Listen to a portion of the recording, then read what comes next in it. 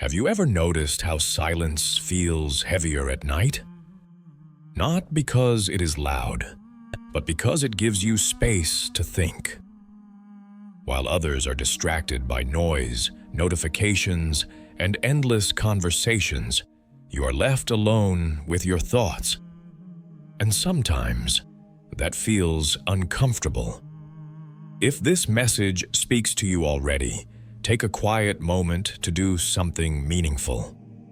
Subscribe to this channel and share this video with someone who may be struggling in silence, not for popularity, but because wisdom only fulfills its purpose when it is passed on. Now let us begin. You may have asked yourself before, why do I have fewer friends than most people? Why do conversations feel shallow? Why do I feel more alone in crowds than when I am by myself? Society has an answer for you, and it is a cruel one. It says something is wrong with you, that you are antisocial, difficult, too serious, too quiet.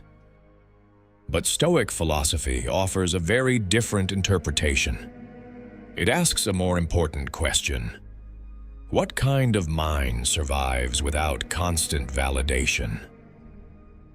Marcus Aurelius ruled an empire, yet he wrote his deepest thoughts alone, to himself in silence. He understood something most people never do. Loneliness is not always absence. Sometimes it is protection. Before we go any further, understand this clearly.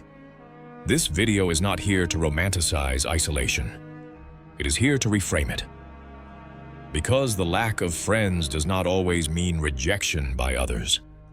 Often it means rejection of what does not align with your nature. Section 1.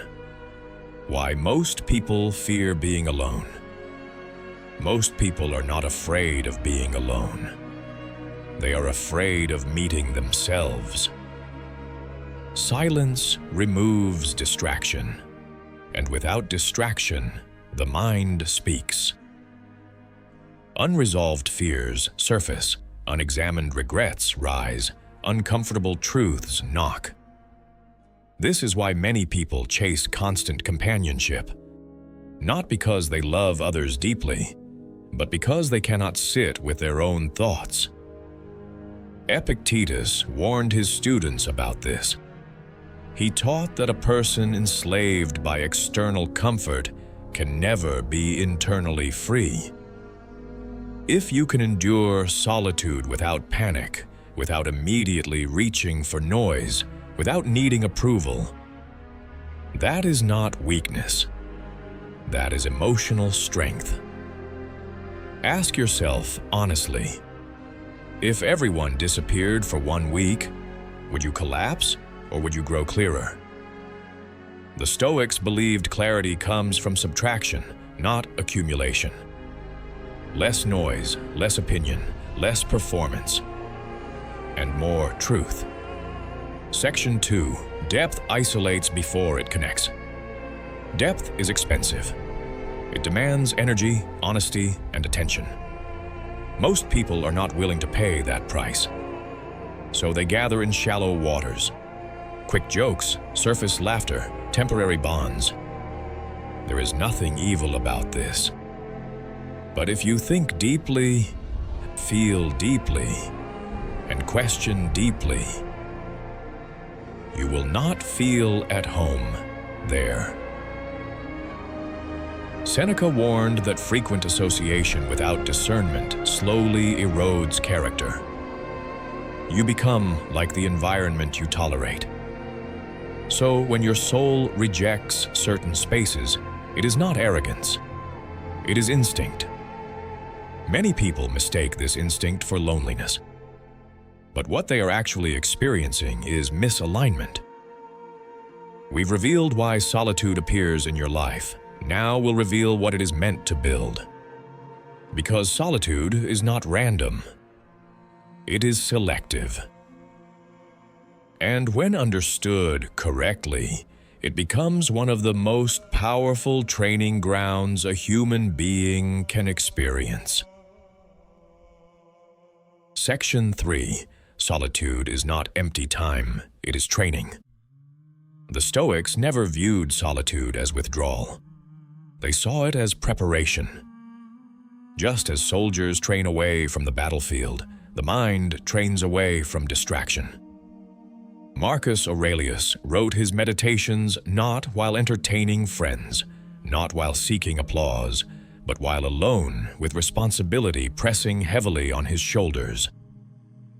Solitude strips away performance. There is no one to impress, no one to convince, no one to mirror yourself for validation. Only you. And that is why it is difficult, but also why it is necessary. When you are alone, your habits reveal themselves. Your discipline, or lack of it, becomes visible. Your thoughts stop hiding behind conversation. Most people fail this test. They immediately escape. They scroll, they call, they drink, they distract. But if you stay, if you remain present long enough, something remarkable happens. You begin to govern yourself.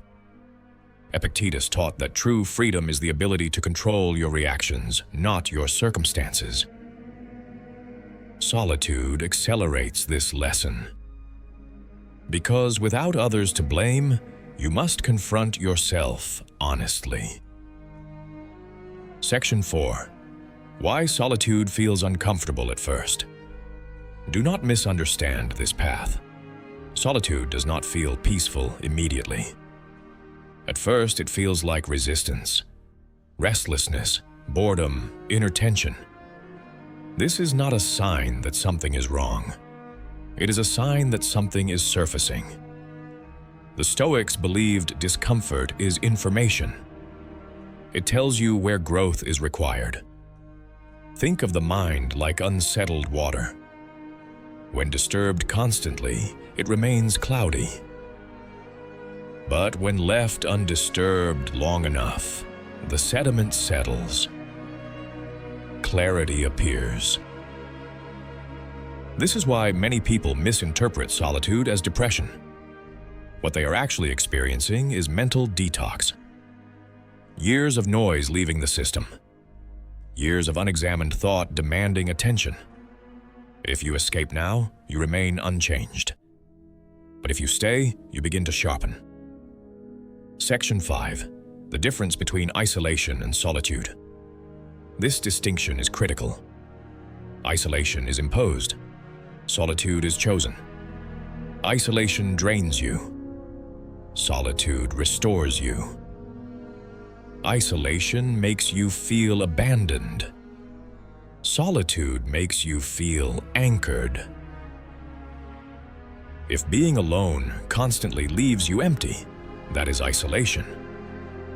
But if being alone gradually makes you stronger, clearer, calmer, that is solitude doing its work. Seneca advised retreating into oneself regularly, not to escape people, but to return improved. The goal was never permanent separation. The goal was inner order.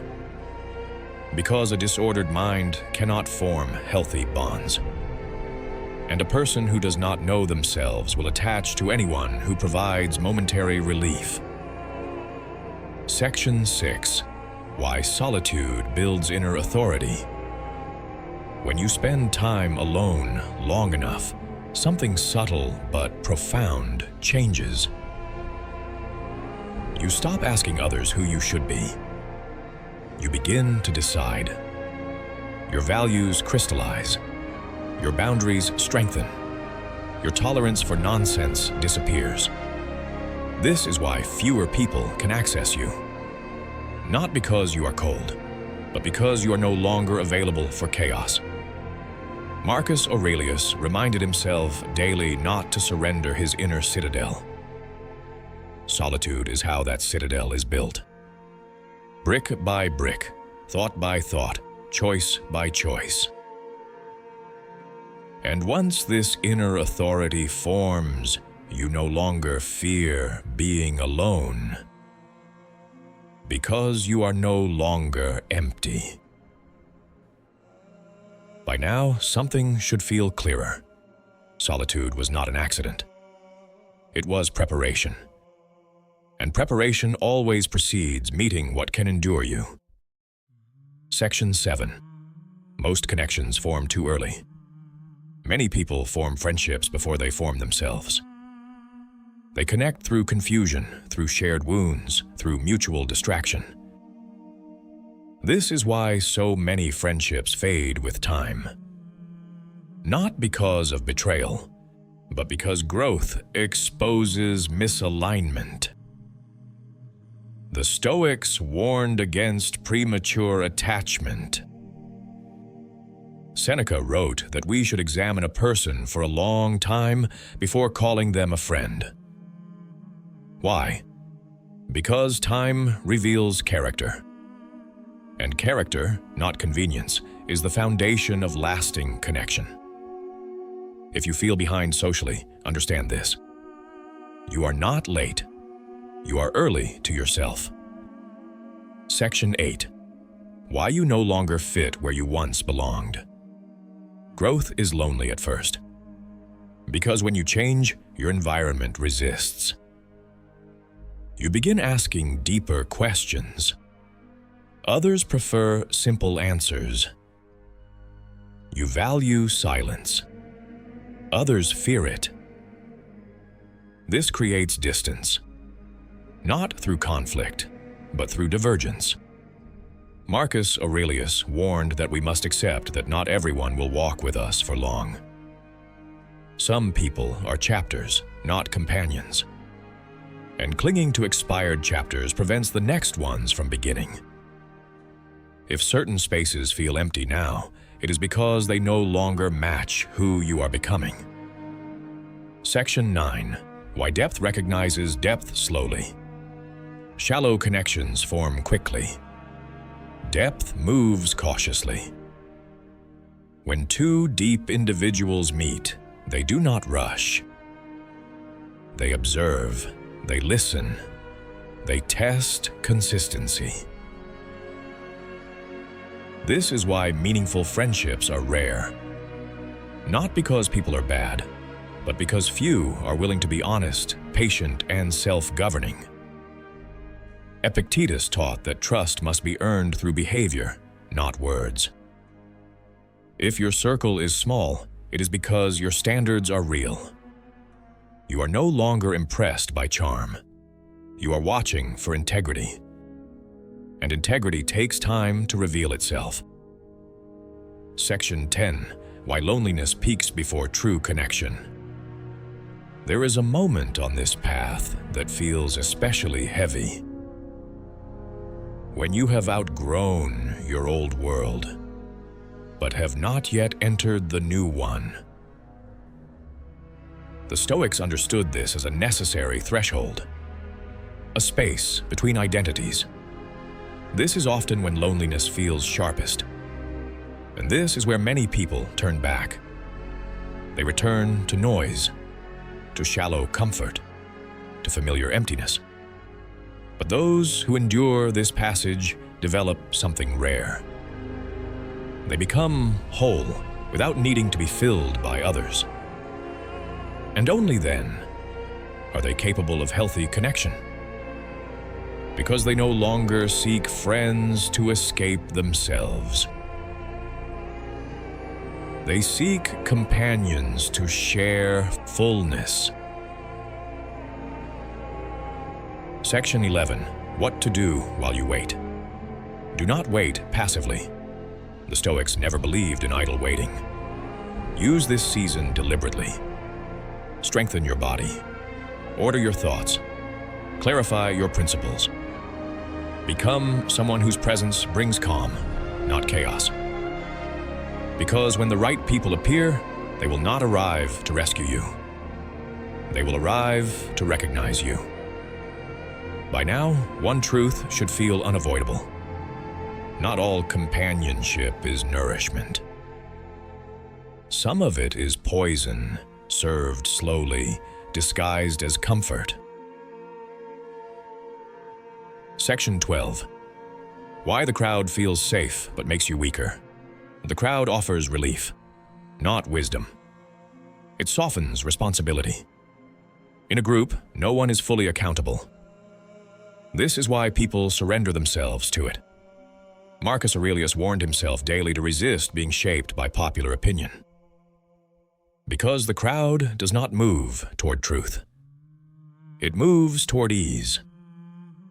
Ease avoids discomfort. And discomfort is where growth lives. When you dilute your values to belong, you trade strength for approval. And approval is fragile. It disappears the moment you stop performing. Section 13. Social validation is a subtle addiction. Few addictions are recognized. Even fewer are praised. Social validation is both. Likes, praise, laughter, acceptance. These things feel harmless. But the Stoics understood the danger. When your worth depends on reaction, your peace becomes unstable. Epictetus warned that the person who needs applause becomes a slave to the audience. This is why solitude feels threatening to many. It removes the mirror. And without the mirror, they do not know who they are. If you have stepped away from constant validation, you may feel invisible. But invisibility is not erasure. It is freedom. Section 14. Why false belonging corrupts character. False belonging demands compromise. Small at first, almost unnoticeable. You laugh at what you do not respect. You tolerate what you would never choose alone. You silence your intuition to avoid standing out. Seneca warned that bad company does not announce its damage. It changes you gradually. Until one day, you no longer recognize yourself. This is the real cost of false belonging. Not loneliness, but self-betrayal. Section 15. Why being misunderstood is often a sign of integrity. When you stop conforming, misunderstanding follows. People project. They label. They simplify you because complexity makes them uncomfortable. Marcus Aurelius reminded himself that it is not your duty to be understood by everyone. It is your duty to live in alignment with reason and virtue. If walking your path means fewer invitations, less noise, and more quiet evenings, so be it. The Stoics did not measure life by popularity. They measured it by inner consistency. Section 16. What the crowd can never give you. The crowd can entertain you. It can distract you. It can temporarily numb discomfort. But it cannot give you peace. Peace comes from order within. And order is built alone. This is why the Stoics valued retreat. Not as escape, but as realignment. When you no longer fear standing alone, you stop bargaining with your values. And that is when your presence becomes powerful. If you have stayed this far, you are no longer asking why solitude found you. You are beginning to understand why it stayed. Section 17. When solitude stops hurting. There comes a moment, often unnoticed, when solitude changes its tone. It no longer feels like absence. It feels like space. Space to think clearly. Space to breathe without performance. Space to exist without explanation. This is the moment the Stoics prepared for.